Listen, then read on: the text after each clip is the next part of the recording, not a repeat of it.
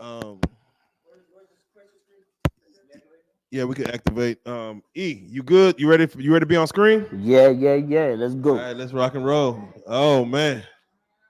I'm used to it now. Let's Oh go. man. Oh man. Hey, can y'all hear me? Chat. Real life is in the building. We have the one and only ESolid in the building, man. Y'all see him, man. Oh, 9,125 days. Uh, straight Angola, straight the bloodiest prison in America. And as we were sitting there watching those views go up, there was a lot of people in the comments that had a lot of questions. And we talked to E and we said, hey, man, let's do it like this, man. Let's try to get these questions uh, answered. Let's try to go through there and let's discuss with some of the people, some of the fans who have questions about your experience, have questions about you, have questions about, people around you. Um, yeah, let's go and chop it up. Let's go and talk to them. So let's do it like this. Normally real life we have questions, but we want to make sure we address the fan questions first. And do me a favor, let's scroll back up and let's just get some of the top ones off the rip. And we're gonna shout people out, man. Look at Stir Boxing Podcast. He said, "What's up, bro? Salute."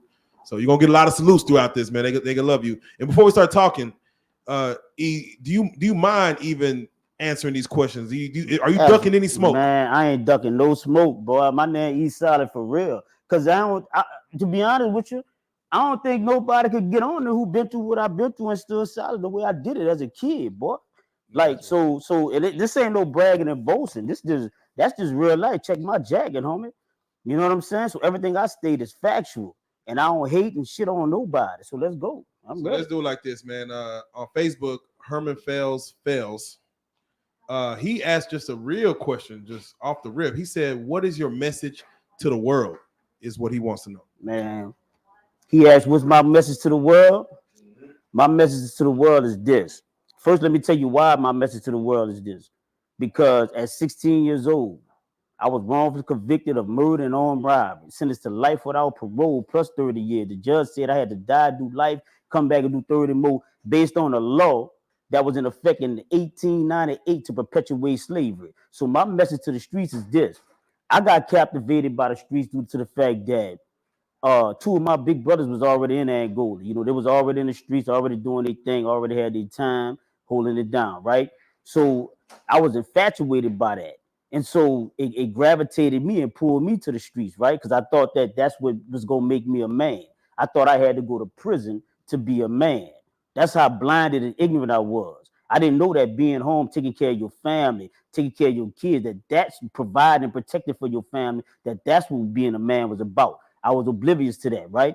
So my message to the streets basically is this. First of all, start keeping y'all word again.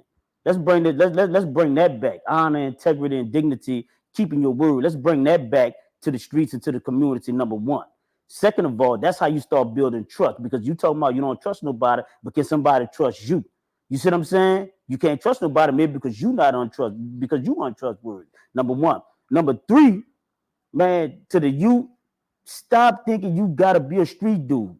If you didn't go to prison and you black, man, I salute you, homie, because you the intelligent one. Nigga, I've been going 9,125 days. You know how hard it is getting established, reestablished out here? Just learning all this technology and all this shit. Bro, I went to jail when they had beepers and payphones, homie. You feel me? So that's my message to right now. What I'm standing on is bringing honor and integrity and dignity back to the communities. Stirred Boxing Podcast says, "Do you know Booby Black?" No, I don't know. All right. Alicia Allen from Facebook, she had a dope question. She said, why does it seem to be all the shitty examples of men that are heavily promoted while the good ones are torn down? And I wish you would have gave some examples, but why do you feel that as far as the shitty examples of men are kind of praised and the good ones are kind of pushed down and torn down? All right, because it's just like right now being on this podcast. Like people try to pit me against. They know I know a few different celebrities and things. So people are try to throw crosses and pit you against each other. Why? Because people don't view or they don't tap in. They don't like. They don't subscribe to positivity. They don't. If you giving salutes and respects and praises and you talking good about somebody and you give them their props and their flowers while they still alive, you ain't gonna get that many views. But if you talking shit about somebody, if you talking down on somebody, you talking negativity about somebody, you with that bullshit, you gonna blow up overnight. You gonna go viral. So it's not the appetite of the interviewer or the interviewee, it's the appetite of the viewers, man. Because that's what everybody praying for. Because think about it. Ain't nobody trying to go out here and sell no more dope so somebody can rat on them. Ain't nobody trying to go put no gun in their hand, but everybody got bills due. So if you can make money off of this shit here by just talking shit, that's what they're gonna do. That's common sense. Y'all on the chat, man. Y'all ask some questions. Is there anything about jail that you miss? Fuck no.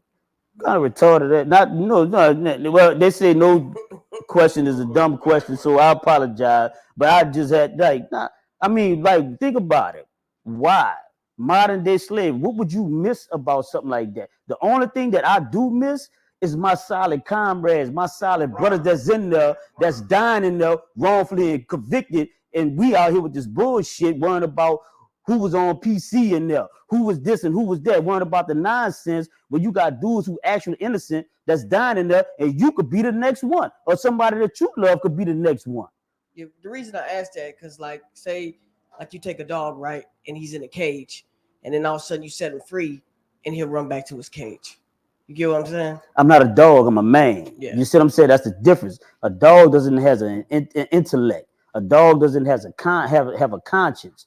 You see, so that's right. See, I was in Angola, but I wasn't of Angola. I didn't. It's like you got the carrot, you got the egg, and you got the coffee bean, right? When you put that carrot in that boiling hot pot of water, what it do? It get weak, it crumble, it fold, it break, right? Yeah. When you put that egg in that boiling hot water, what it do? It get hard, right? But when you put that coffee bean in that water, what it do? It changed the color of that water. Right. That's what I do. I don't allow my environment to shape me. I shape the environment, man.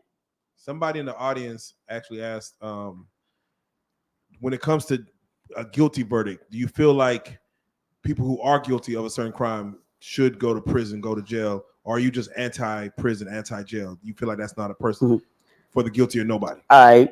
I'm biased on that. You want me to? If I'm solid, I got to tell you the truth. I'm biased on that. I do not advocate for nobody going to jail. However, if you want to talk to me as a man, my mama 83 years old. If my mama call the police on somebody trying to break in her house, that nigga there, that's what the fuck go happen. You going to jail, nigga. You see what I'm saying? I got common sense. I'm a man. We shouldn't be violating no old women. We shouldn't be violating women. We shouldn't be violating children. You gotta have, I believe in consequences and repercussions. Every action brings on a reaction, bro. So we shouldn't be doing certain shit. So don't go doing something and then get mad when somebody who's a civilian call the police on your ass and send you to jail. That's your issue, homie. Just take your lick. Don't go to talking about, well, so-and-so did something last summer and so-and-so did. Go get that Crime Stopper on that phone and start calling and talk about something that somebody else did. That's real. We got Stride Boxing Podcast once again on YouTube. He said, you spent time in Wade or just Angola? I spent time in Angola, Hunt, and Wade. I got kicked out of Angola. Burl Kane was the warden when I got kicked out. He came up with a policy. He said, if we can't control you in Angola, if we can't break you in Angola, we're gonna send you to David Wade. Now this came up like in the late 2000s, in the early 90s. When I went to, you couldn't go to no other institution with a life without parole sentence. But because they called us honey holes because we was making so much money for them. Yeah, when you go to prison, you making so much money for these people. So let me break that shit down. Let me break it down so you can understand what I'm saying. When you go to prison, you making money for people. Your downfall is uplifting somebody else. So let's get that straight. Yeah. So it got so packed in Angola that they couldn't hold all the lifers. So they started saying, okay, well, look, if a lifer ain't had a write-up in 10 years, he ain't killed nobody, jugged nobody while he was there, we could send him to a satellite. Angola, Louisiana State Penitentiary is the only penitentiary in Louisiana. All the rest of that shit is just satellites, little camps that they use in private for profit prisons that they're using to make money off of slave labor. That's all that is, just in a nutshell. So when they sent me to David Wade, it was based on this only rule. Not just me, a whole bunch of solid dudes got sent to David Wade. David Wade is the only facility in Louisiana that has a real protective custody. Like them dudes, that's what Marlo Mike was. When you have a real protective custody, you can't get round them dudes. But however, from the protective custody, then the rest of that camp is just a lockdown camp. That's where they send like your judges that's pedophiles, your politicians that's pedophiles. That's where they send them at. So Bro Kane felt like it's disrespectful and to a solid stepper, to a real solid man. I'm gonna say if I can't break you here, I'm gonna disrespect. I'm gonna send you to this camp here. So he sent me to that camp and asked them dudes. The Titus was up there, Boosie partner was up there with me. Asked him what's happening. You see what I'm saying? Marlon Mike was in PC. Yeah, he had not because he wanted to be, not because that's another thing you got to understand. Like, because Angola don't have no PC. Yeah. You see what I'm saying? You got what you call weak blocks and weak dormitories. That's the closest you gonna get to PC. But at David Wade, they got a real PC. So when I went there, boom, went laid it down, became the president of Toastmasters, was teaching them brothers public speaking, glossophobia, the fear of speaking in public is real. It's called glossophobia. So I was breaking those brothers out of that habit of being fearful of representing themselves. So I educated them brothers. Real quick, shout out to Matrix Good News. He's on Facebook. He said, "Where's Charleston White?" I know you're good. You know, Charleston White. Y'all are acquaintances. Do y'all affiliate with each other on a regular? All right, let me say it like this, because I know some people be trying to clown because they talk so disrespectful about Charleston White on social media, right? I don't know Charleston White like y'all know Charleston White. Y'all know Charleston White from social media. I know Charleston White in real life. When I was in Angola serving a life without parole sentence in Louisiana, and Charleston White was in Texas. I know it's just next door, but I say way over there. That's how I talk. That's way over there. That's somebody. That mean that this dude in a whole nother state. Yeah. And his name is on the amicus brief that got me home today. We had to get y'all, the people that was free, to help me come home, bro. And the rappers wasn't doing it. Y'all wasn't the dude that talk all that gangster shit. They wasn't supporting when we was putting rallies on the Capitol. Because Louisiana had life without parole. That's it. We didn't have no parole eligibility like California and other states. It was life without parole. So when they did that, when we was trying to get support and get people to go to the U.S. Supreme Court to sign to help me come get free, I don't even know Charles White. That dude did it and he showed up. So how could I not be respectful to a man that helped me come home and be respectful to somebody who ain't did shit for me to get my freedom? But he talking that solid shit. He just lip professing. And Alicia Allen, she kind of on the point said, she said her boys are surrounded, and mind you, she's on Facebook. Shout out Facebook, by the way. She said, my boys are surrounded by strong people all around, but our influence isn't as strong as it should be. Who would you recommend for our boys globally to listen to? Like, who's a voice globally that you feel like young boys should listen to? Of course, me, because I'm going to tell you the real. Number one, I'm going to give you that solid point of view. Subscribe to my channel. The Reallyfe Street Stars help me pump it. Solid Point of View TV is coming soon. Also, I would tell you take out the humor and the bullshit. Charleston White, of course, because he gonna give you the facts. He gonna give you the science because he's educated. He knows the truth. Now you gotta separate the comedian though. But that comes from having your own. That comes from having what you call wisdom, knowing how to dissect it. You gotta know because when Denzel is performing on that screen. And when he was in Training Day, you couldn't tell that. You thought that he was really that crooked cop. That dude Charleston White is an actor. He's a comedian, bro. But take aside that and go do your history on that dude. For 10 years in the community, he was really there. And ain't none of them gangsters was there. Ain't none of them so-called street. None of them dudes was doing when dudes had to give him rides to go to the bus station when he ain't had nothing. When he was doing more for the community than his own kids. You know, so let's be, if we gonna be real, let's be real, bro. You see what I'm saying? So me, Charleston, not the character Charles, I'm talking about the real Charleston White. You see what I'm saying? And you got quite a few other brothers that's really out here talk banking pound. You know what I'm saying? Brothers like that that's really talking and trying to deliver a truthful, factual message to the kids that prison ain't nothing to be glorified. You don't have to go to prison to be a man, homie. Staying out here taking care of your family, providing and protecting them, that's what makes you a man. Edward the General says, was Titus stepping in there? All right. I only met Titus at David Wade. First of all, what's the purpose of this question? Does it matter? Like, what are you supposed to kill somebody? That's what you want? Like, Like, see, like I'm not gonna speak on nothing about nobody if it's not educational towards our youth or our community. Because I don't think that overcame a life without parole sentence. I'm supposed to be dead in prison right now. 2 of my brothers died there. So this shit is real. I don't give a fuck about you stepping and all that shit. He was a man and he wasn't no punk. Ain't nobody was taking nothing from him, as far as I seen. You see what I'm saying? So that's all I can say about that, because I don't, unless you show me a purpose for this question that could actually help the community or help the youth, then that's the only way I can answer that question. Yeah, he as far as I seen that he was a man, he handled business. He was straight. All right, Stride Boxing Podcast asks, was you in Way with Telly Hankton? No, I was in Angola with Telly Hankton, Okay, man. shout out Telly Hankton. Man, big man, free Telly, man. You heard me? Free Telly, man. Yeah, straight up. That's real. Now, a question, when it comes to those who become institutionalized and get put in the prison system, do you feel like what's more important when you're first there? Let's say your first year or two, brains or brawn? Oh, all right. See, it's different now. Just we in the new millennium and all that. But when I went there in the 90s, it was bronze, but you had to fuck somebody up. Straight up. You couldn't go up there, oh, I'm just going to be educated. I'm just going to mind my business. No. You had to get off that bus. And the best thing to do, like I was doing, you pick whoever got the most respect, whoever the most feared, that's who you challenge. You got to come. But now, let me tell you, now in New Orleans, I don't know how it is in other places, but in New Orleans, where I'm from, it starts from the street, number one.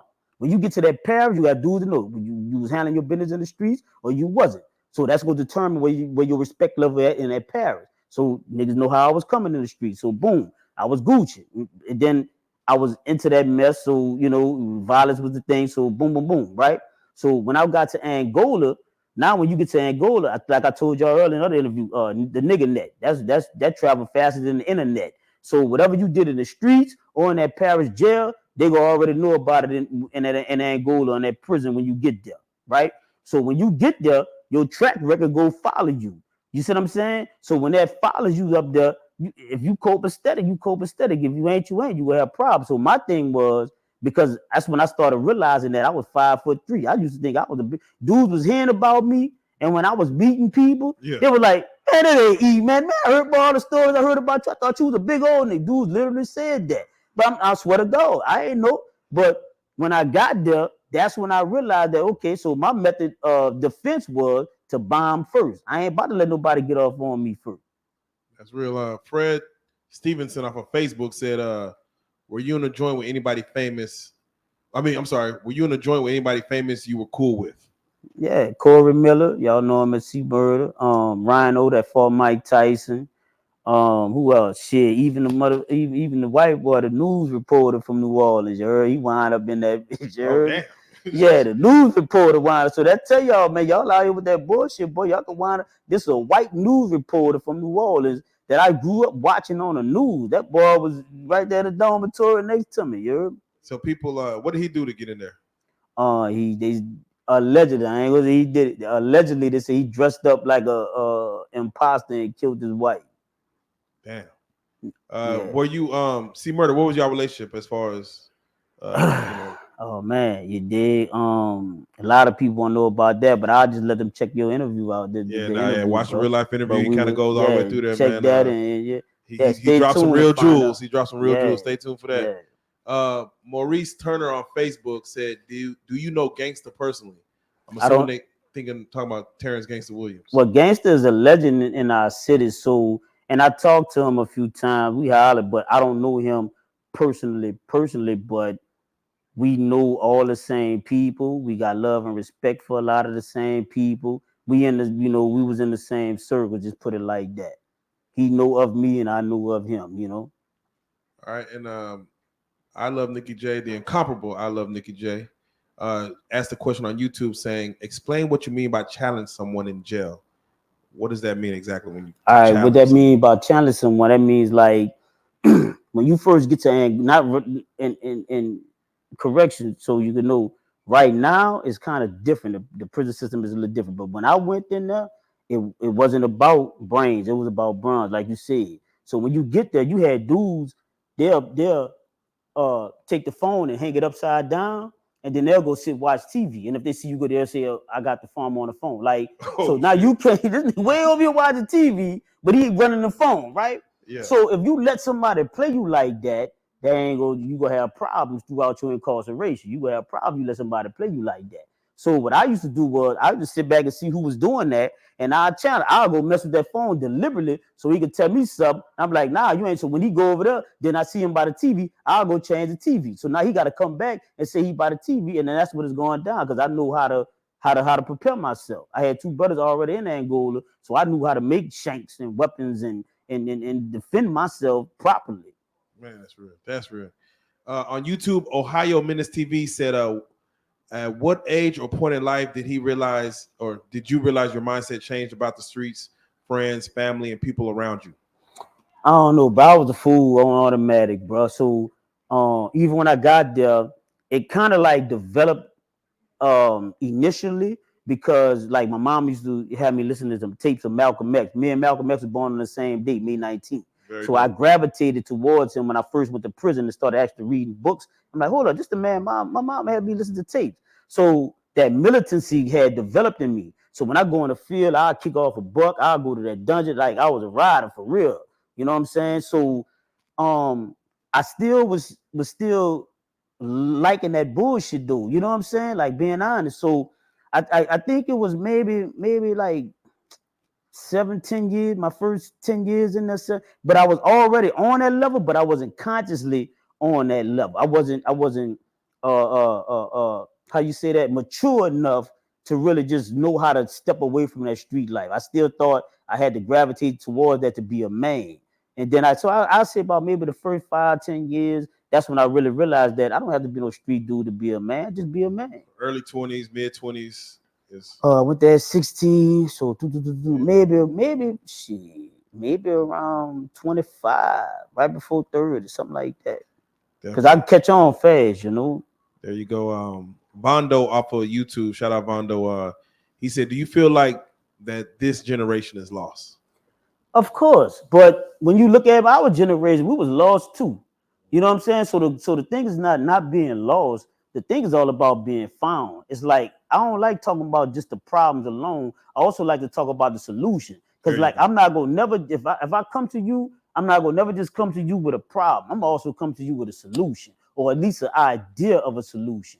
So man, I see these young brothers out here today, man. When I talk to them, you know what I'm saying, bro? I salute y'all, bro. I love y'all, man. I would never just get on no platform and just bash on talk because y'all doing the best y'all can, raising yourselves. Most of y'all got just single parents, single mothers. You know what I'm saying? Because dudes my age was in prison, dead, locked up on dope, or you know the story. So y'all doing the best y'all can. So I'll never just bash it. But of course they're lost. But it's up to us, people who like you asking that question. It's up to us to unite and try to help them find their path. That's real. Stride Boxing Podcast. He said, you mentioned that dudes used to come through the walls in Angola and our young boys. And I apologize because I use like the Kool-Aid man. Yeah, why you did me that, bro? Yeah, bro, you did me that, bro. I done seen all kind of stuff. You done put my favorite, this, that. But I love you, bro. It's all good. I can handle that. That's the thing about being solid, homie. When you really don't have no doubts about yourself, I don't have no doubts about I done been through it. I done been through with most of everybody asking me, you know what I'm saying? So I don't, so I'm cool with it, bro. Okay, it was funny, bro. I didn't know if that offended anything, but it was kind of funny. I was kind of mad a little bit. Yeah. I'm like, what the fuck this nigga put a Kool-Aid man? I laughed a lot. But no, they asked, are they young boys that was doing that, or these old heads? No, these were dudes who, and let me clarify, because it's not just old heads or young heads. It was dudes who, some of these dudes was actually innocent, bro. Damn. Some of these dudes did not do the crime that they were sentenced to die in prison for. Them dudes, they told them dudes 2 life sentences, 3 life, you go die without parole, man. You see what I'm saying? So when they sent them dudes there and did that to them dudes, some of them dudes lost their hope. Some of them dudes lost their faith. You heard me? Some of them dudes lost their confidence. They lost faith in humanity. And they went all the way wild, but they lost their mind. They lost their mind, so they was coming through the wall. They wanted something like your boy see, nothing more important than booty.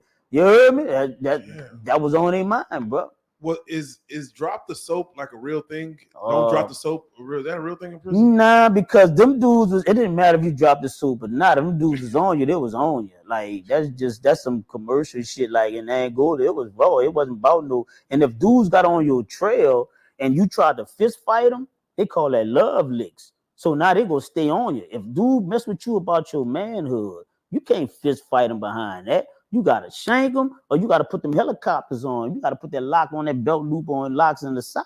You gotta try to knock his eye out, knock his head off, his jug him, something. You gotta. So if a man question your manhood, you gotta end that shit. Period. You don't play about you in that right then and there. Damn. Man, once again, man, y'all see who in the building, man. ESolids, man. Y'all send y'all questions, man. We live, those on Facebook, those on YouTube, man. 9,125 days in Angola. He did the time. You was given a life sentence, and you actually got into the law books and figured your own way out the system. How many other men do you wish would do the same thing you did, as far as, and not saying are even capable of doing what you did, as far as saying, let me learn law and let me work myself out of this motherfucker? Well, when I first got there, and I jumped in that boxing ring, started boxing. Big shout out to Ryan, old man, Clifford E. Tang, his mom, his family, man. CTE is real. Just want to say that right quick. They talk about it in the NFL, but they don't talk about it in boxing. The brother fought Mike Tyson. He suffered from CTE. Check out Solid Point of View TV. I got the interview with his mom. It's coming soon. Reallyfe Street Star will help me pump that. Yes, so, sir.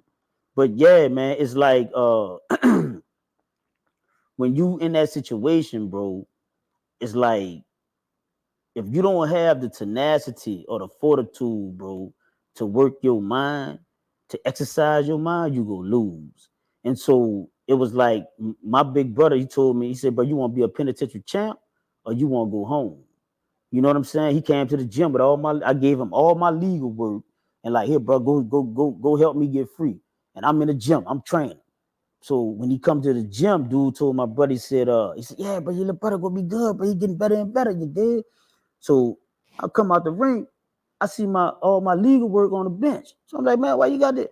He said, man, I'm gonna tell you something. He said, you my baby brother. I'll ride and die with you, bro. He said, but see, your case is your life. He said, you mean to tell me you gonna put somebody else in trust of that? These dudes don't care about you. These dudes got life without parole. They ain't, some of them dudes locker box law. Locker box law was a disrespectful term for dudes who pretend to know law and don't know shit. You know what I'm saying? So just say, yeah, tell your mama to send me $100. You heard me? I get you out.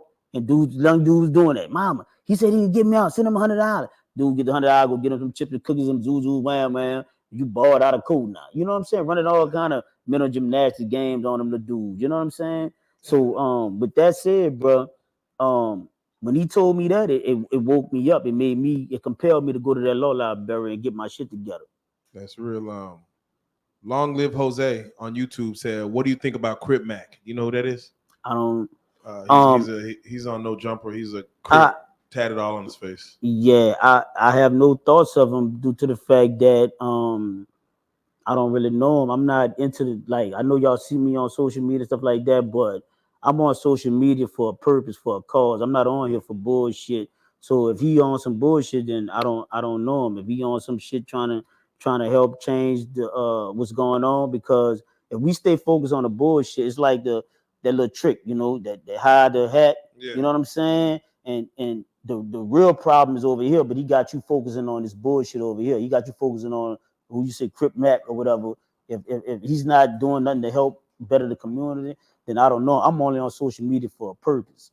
You know what I'm saying? People seem to think every social media influencer know the other one.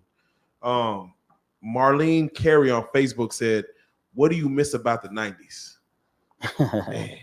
Well, I'm the type of person that's off into growth and development. I know that what is old and what is new is new. You know what I'm saying? I know I'm about trying to see what's going on tomorrow. Like I stay moving forward. I don't think backwards. You don't miss not having the internet, like not having so much connectivity. Nah, it's not that. The only thing that I do miss, like I said, you had more solidarity.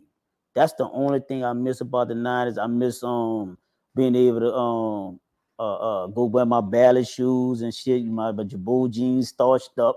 You know what I'm saying? So them young dudes in the pen, they told me before I left, they said, "E, don't you go out there with no starched jeans, bro. Don't do it. I ain't gonna let you do it, E, bro." You heard? Because I when I went to prison, I had starched jeans and ballads. That's what we used to wear.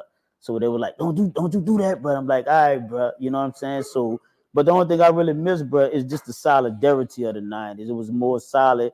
People was able to keep, they was keeping their word a little bit more than today. Now I'm gonna ask a very ignorant question. Come on with it. Who do you feel rioted better, the LA riots or the George Floyd riots? I don't know. I like both of them. He said, I like both of them. Ooh, I like the way they all got down. I ain't even about to pit them again. Nah, it's supposed to be united. You know what I'm saying? I like solidarity. I respect both. Solidarity, they did it. You know what I'm saying? They wasn't talking that shit. They did it. Man, that's real. Stride Boxing Podcast, he just made a statement. He said, I'm assuming I'm going to say this right. USP Pollock feds on Louisiana, I heard, is worse than Angola. I don't know what USP Pollock feds is. Do you know what that means? That's the feds. That's the feds. Okay, he said Louisiana, I heard, is worse than Angola. All right, well, all I can say about that is this. The newspaper, the media, because that's what most people go off of anyway. If somebody with a different skin complexion, with a suit and tie, get up there and they say something, then the world believes it, right? So that's what those people said about Angola. So I don't know. You'll have to go there to find out, because I ain't trying to go to find out. I'm alive and free. I'm done with that shit. You know what I'm saying? So I ain't trying to go to find out which one is worse. I don't even see no purpose of even wanting to know which one is worse. All of it is worse when you taking a man freedom in his life, bro. All of it is worse, So I will never brag and boast about it in that sense, being in prison, That was the dumbest experience of my life, to be honest with you. Man, I agree. We'll talk. But as well, the next question, I want you to be able to promote kind of the shirt you have on. Can you do some promotion? Can you drop some promotion? Yeah, what you got coming up and whatnot? Absolutely, man. Y'all throw y'all questions in there while we're waiting. Y'all throw some questions in there. This is my merch, Solid Steppers. You got the number 4 on here. It represents my 4 years free, as well as my homie that reached out to me, man. That saw this in my last interview. He been supporting me, Dennis Smith Jr. Give me that. Y'all make sure y'all, Shout out Dennis Smith Jr., man. Drafted by the Mavericks. You hold it down a little bit. Yeah, boom. There you go. Is that right here? Yeah, D. Smith Jr., man. Hey, had him on the line earlier. Literally. Had him on the phone. Had him on the phone. He was on the plane, but if we could get him on here in a minute, if he land, but before we end it, we gonna have him on here. You heard me? Man, Solid Stepper for real, man. And he said something in one of his interviews. He said when J. Cole put him in a song, he felt like that was an accomplishment. He felt like, damn, brother, dude, J. Cole put me in the song. So I told him, I said, man, shit, when you reached out to me after seeing my real life Street Stars, bro, I said, I feel like that was an accomplishment, man. So big shout out to Dennis Smith Jr. He rocking with me. So this is the limited edition of his t-shirt that's on my brand, Solid Steppers United, baby. So y'all go link in my bio on ESolid365 on Instagram, and y'all get y'all merch, man. It's a bunch of things that y'all go like on the slippers and everything. Just stay solid, baby. There you go. And outside of the merch, what else do you have as far as promoting? I know you're trying to get a documentary of your life story, which probably, man, I don't know if it can be televised, but for what you're trying to do as far as your documentary, how was that going? I mean, I know you're learning the game as you're moving. So this is the issue with that, bro. People been coming at me like, hey, bro, your story worth millions of dollars. We could do this, we could do that. And I'm like, cool, right? But let's think about this. When I talk to certain companies, because now, thanks to Real Life Street Stars in my last interview, I'm talking to more and more companies, right? Major companies. And they talking about big money, right? So you got these other people that talking about, hey, look, I'll do it for you, I'll film it for you, woo, and I'll give you 10, 20, 30,000, 40,000, whatever. But then they talking about 50%. You know, so it's like, why would I give you 50% and then give you all this amount of money on the back? Like that's not logical to me. I studied law, I was a paralegal, like, so just common sense to me, like, my mama the only person that did them 9,125 days with me. You know what I'm saying? They didn't do this, so why would you try to rob me? My manager Danielle does high-end real estate. And she don't get 50% of the 10, 20, $30 million properties that she sells. So why would I get some this is my blood? So this is not no this is not no fiction book. This is non-fiction, man. This is my real life.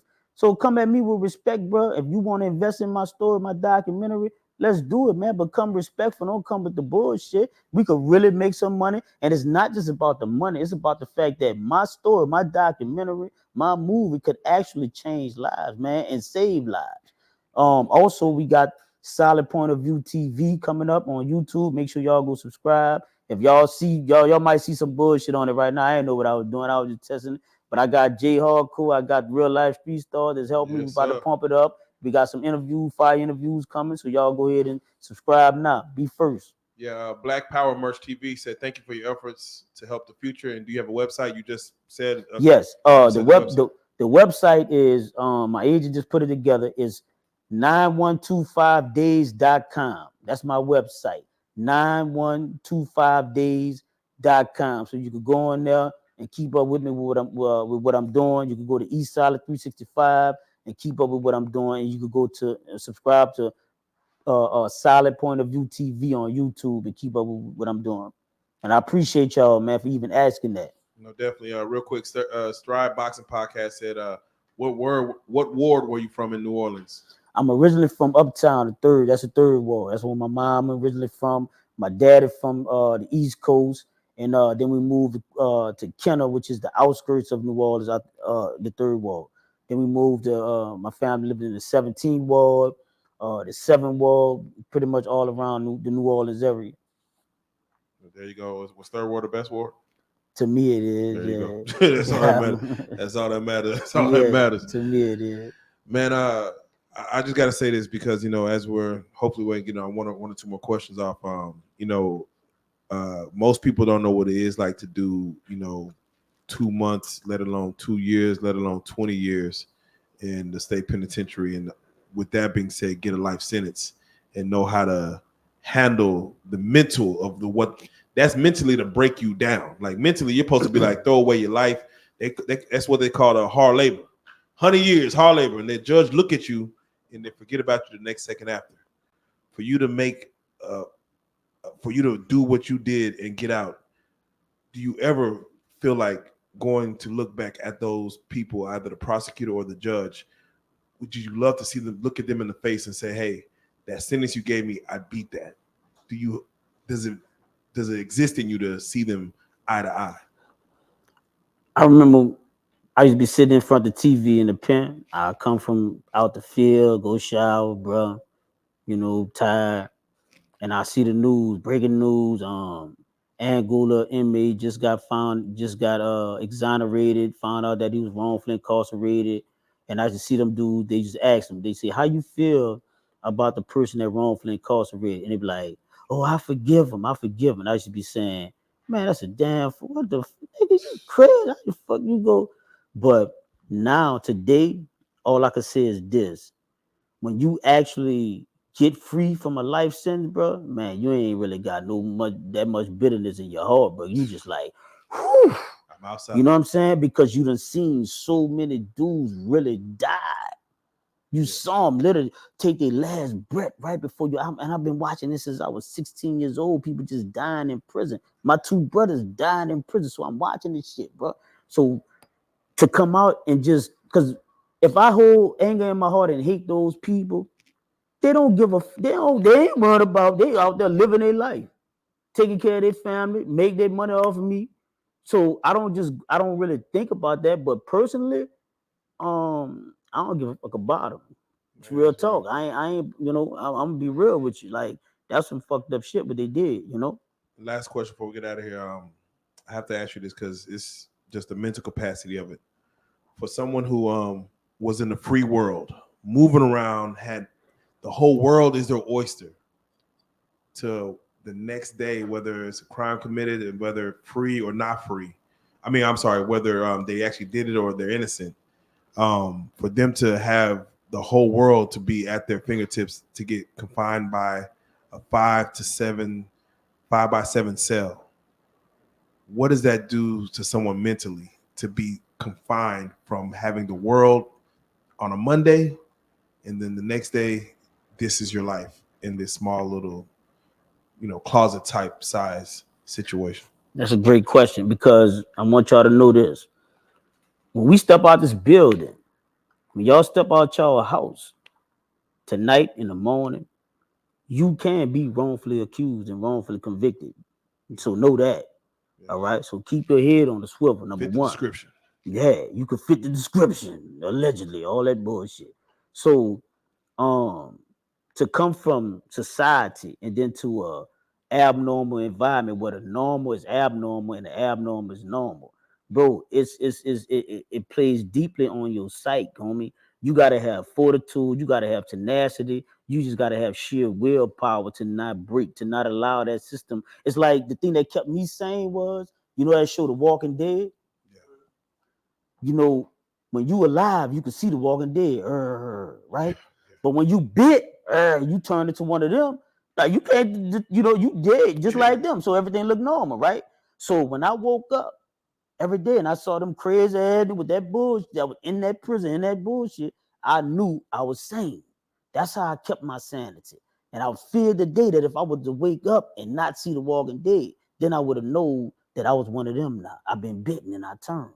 You see what I'm saying? So to come from a society to prison, bro, it's just like having it's a culture shock. Well, now you could be putting your food in the microwave and they could say, count time. Now you got to leave your food in the microwave, let it burn, or stop it and take it out and let it get cold. But you as a grown man, you got to go sit on the bed and let somebody come by and count you, and you can't get up and move. Like right now, what y'all doing right now? Say somebody, we doing this podcast right now. They're coming up, count time, emergency count, everybody on their bed. You got to stop what we doing and go sit on the bed.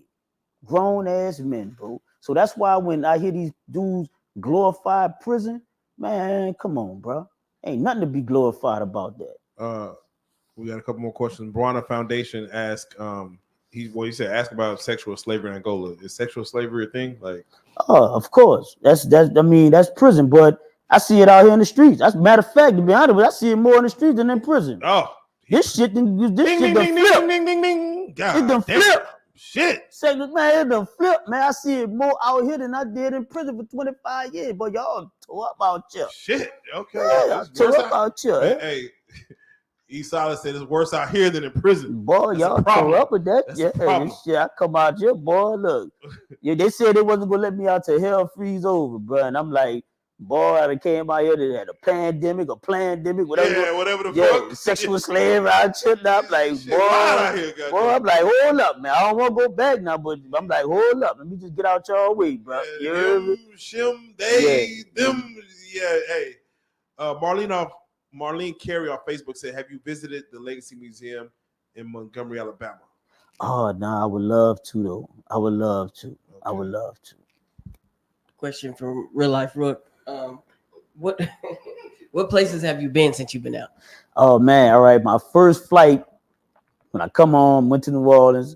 My attorney, big shout out to Louisiana Parole Project, man. Big shout out to the Innocence Project of New Orleans. Big shout out to Jason Flown. Big shout out to Khalil Ali. I got the Muhammad Ali daughter, man. Got to meet her. All these people deal with wrongful convictions, man. All of them support and help people who've been wrongfully incarcerated. So when I first come home, I had to fly from New Orleans to Texas because they said they wasn't gonna let me out unless I leave the state. That's why I said I got kicked out. But they said, we'll let you out, but you gotta leave the state. I'm like, bitch, I'll go to Alaska. Let me out this motherfucker. You heard me? So that's how I wound up in Texas. Didn't know nobody. Charles and White, met him. You know what I'm saying? Before the internet fame, he introduced me to Joe Blow, who introduced me to the trucking business. I got started in the trucking business to help me stay afloat and stuff like that, bro. So I gotta give credit where it's due. I know a lot of y'all don't like dude and all that, but it is what it is, bro. I'll be lying if I told y'all something otherwise, other than the truth. So anyway, it was like going through that particular cycle, getting my feet wet out here in Texas and stuff like that. So then some people in Atlanta, shout out to Sonya, they booked me for a show because I was rapping. They booked me for a show in Atlanta, man. So I went out, they flew me out there, went to Atlanta, did a little performance, and then the pandemic hit that shut all that down. You know what I'm saying? So I've been to Atlanta.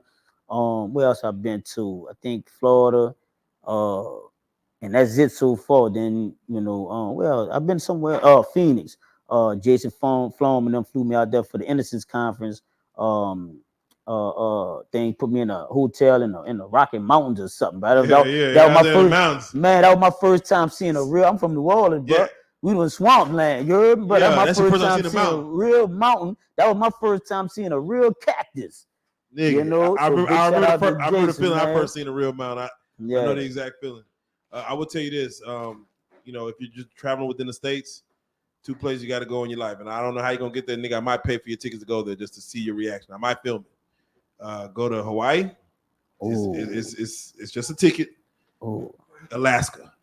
Because from you going to jail at 16 to not seeing like a lot of things in the world, that should have changed your life.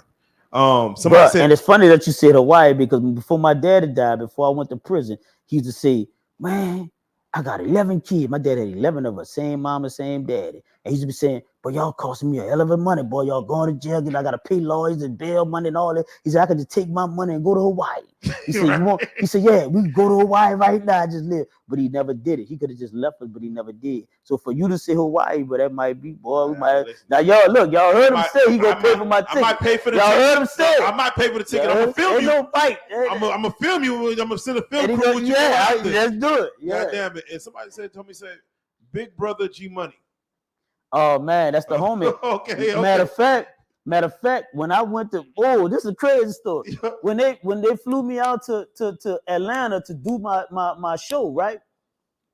Big Brother G Money, one of the first brothers I met, pulled up on me, man. We collide. Look, he went got my mama 83 years old. What my mama doing in Atlanta? She up out there, she doing something at some convention, right? So I'm like, Mom, what you doing out there?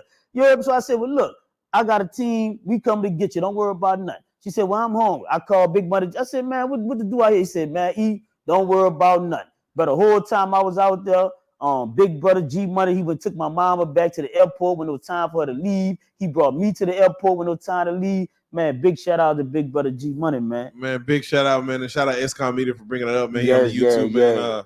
Man, we're going to go ahead and that was the last question, man. I definitely thank you, goddamn Solid, for just coming through and just being a real one. Again, you said something. Yeah, you said something earlier where you said, man, it's just crazy that there was more solid people in there than when you came out here. You seen niggas ain't standing on what they saying. Yeah. That's one thing that we are losing, where if you say something, if you're about something, be about it, speak about it, do it. Don't, nigga, I don't want to come and ask why you ain't about it. And that's exactly what you saw in the penitentiary. And hopefully we could get back to that. Hopefully we're not lost. Hopefully Jesus won't be walking the earth saying what the hell's going on. You know what I'm saying? Hopefully we can get back without his full help, you know, walking this earth, and we'll go from there. But with that being said, once again, tell them how to get at you, tell them how to follow you, tell them about each platform that you'll be pushing forward so we can follow you. So let me get this straight now, because y'all know all this new to me. Y'all bear with me. All right, so my website is 9125. That's 9,125 days. 9125days.com. Make sure y'all follow me on there. My Instagram is ESolid365 on IG.